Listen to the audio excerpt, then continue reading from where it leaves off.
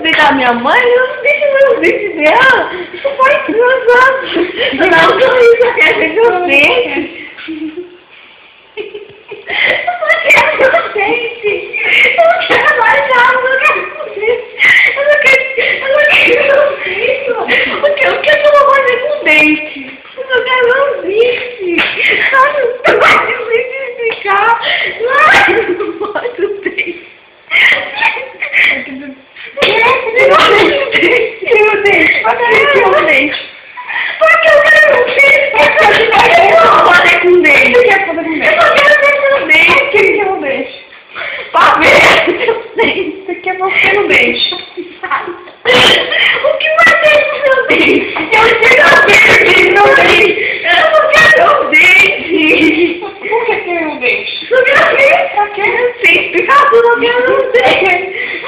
Pra quê? Não, isso é um filho. Não quero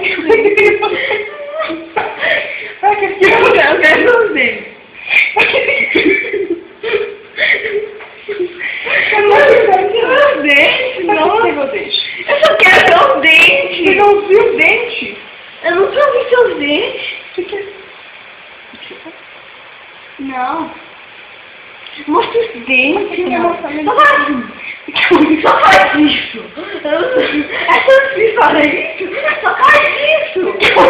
Dia de noite, eu pensei que o dente que eu fica desse jeito, eu vou pôr na sua boca, mano. Só vai ver seus dentes. Eu vejo seus dentes. Senhora, você quer meu jeito aqui? Não quero nada. Eu só quero ver os dentes. É tanta insistência. Eu só quero ver os dentes. Eu quero arrumar seus dentes. Eu tenho medo. O que você quer arrumar meus dentes? Por que você fez esse dente? Eu vou passar meus dentes, ó. Não quero os dentes. O que? É fetiche? Sexual meus dentes? Ai, não, dentes. Você quer os dentes? Não, dentes. Não, tá, amor de Deus. Quer fazer? Você vai fazer isso? Você vai fazer isso? Mãe, se você quiser, eu fico 1 hora aqui pra ver seus dentes. Olha seus dentes. Não, você quer? Eu quero ver seus dentes, mãe. Não, mãe, eu não quero ver.